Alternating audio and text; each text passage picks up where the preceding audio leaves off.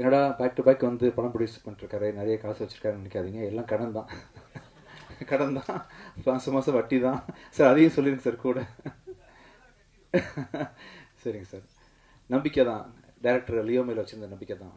ஒவ்வொரு கதையும் சொல்லும்போது பெப்பியனாக இருக்கட்டும், ஜோஷுவாக இருக்கட்டும், கணேஷாக இருக்கட்டும், அருண் பிரபுவாக இருக்கட்டும், இவங்க எல்லார் மேலேயும் நான் வச்சிருக்க நம்பிக்கை தான். ஆக்சுவலாக இது வரைக்கும் நான் ப்ரொடியூஸ் பண்ண படங்களில் உள்ள அத்தனை டேரக்டரும் தான் எனக்கு காப்பாற்றிருக்கிறாங்க.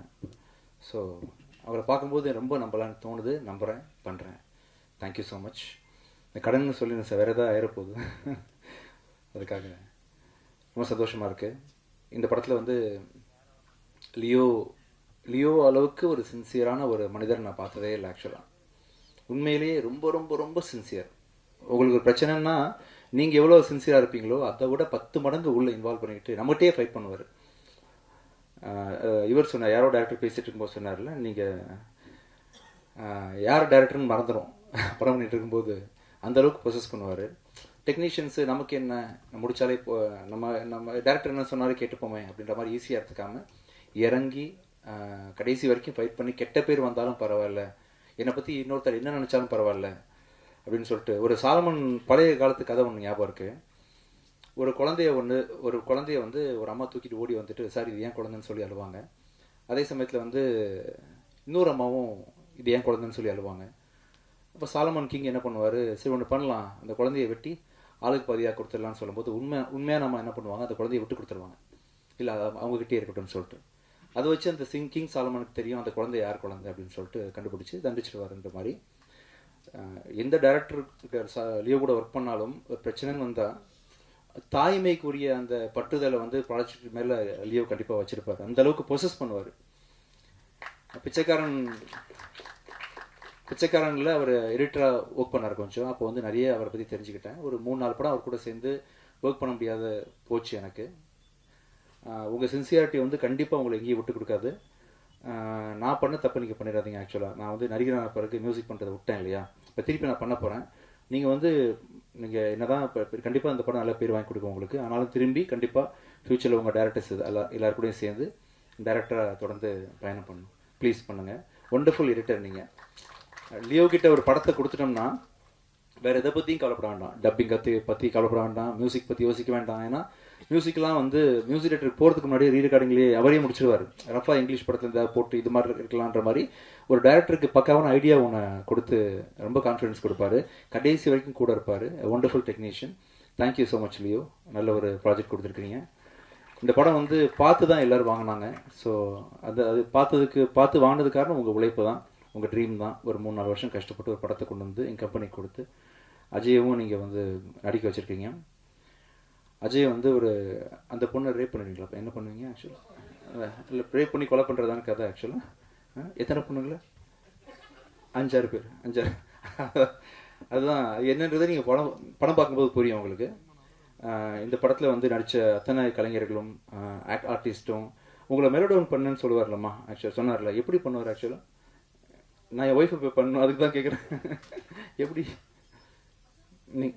அந்த மாதிரி பண்ண விளையாடுவாங்களா? சரி சரி சரி சரி சரி லியோ, கற்றுக்கிறேன், அதையும் நான் கற்றுக்கிறேன். அப்புறம் வந்து நாங்களாம் சித்தராக முடியுமா லியோ? இந்த மச்சக்கன்னி சித்தர்னு யாரோ சொன்னீங்களா, அது பேர் என்ன? மச்சக்கன்னி சித்தரா, மச்சேந்திரரா? இன்னொரு மச்சக்கன்னி மாதிரி கேட்டுச்சு, மச்சமுனி. மேரேஜ் ஒரு தடவை ஆனவங்கலாம் சித்தர் ஆக முடியுமா? சரி சார், நீங்கள் சொல்லுங்கள் சார். மகனி சார், ஆக முடியுமா, சித்தர் ஆக முடியுமாண்ணா? நான் ஏதாவது செய்ய முடியுமா சார் ஃப்யூச்சரில் சித்தராக? ஒழுக்கத்தை கடைபிடிக்குமா? அப்போ சார் நீங்கள் சித்தர் சார், தனஞ்சன் சார். நீங்கள் ஒரு சித்தர். தேங்க்யூ, ரொம்ப சந்தோஷமாக இருக்குது. இதே மாதிரி ஆக்சுவலாக வந்து இன்னொரு முக்கியமான ஒரு மீட் ஒன்று இருக்குது. இந்த படத்தை போட்டு காமிச்சு முக்கியமான டேரக்டர்ஸ்க்கெலாம் போட்டு காமிச்சு அதை வந்து பெரிய செலிப்ரேஷன் மாதிரி கொண்டாடணும் பிஃபோர் ரிலீஸ் நினச்சோம்.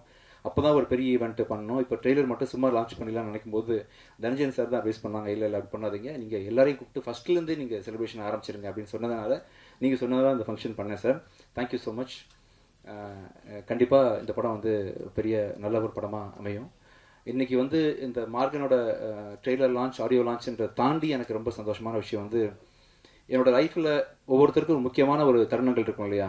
பிறந்தோன்றது முக்கியமான தருணம், கடைசியில் சாக போகிறோன்றது முக்கியமான 2 முக்கியமான டேட் நம்ம எல்லாருக்கும் இருக்கிற மாதிரி லைஃப்பில் மேரேஜ்ன்றது ஒரு முக்கியமான தருணன்ற மாதிரி, வேலை கிடைச்சது, ஃபஸ்ட்டு சம்பளம் வாங்கணும், ஃபஸ்ட்டு வேலை கிடைச்சதுன்றதெல்லாம் முக்கியமான தருணங்கள்ன்ற மாதிரி என் லைஃப்பில் ஒரு முக்கியமான மைல் ஸ்டோன் அமைச்சு கொடுத்த சசி சார் வந்து டிஷ்யூம் படத்தின் மூலமாக என்ன மியூசிக் டைரக்டர் ஆக்குனார்.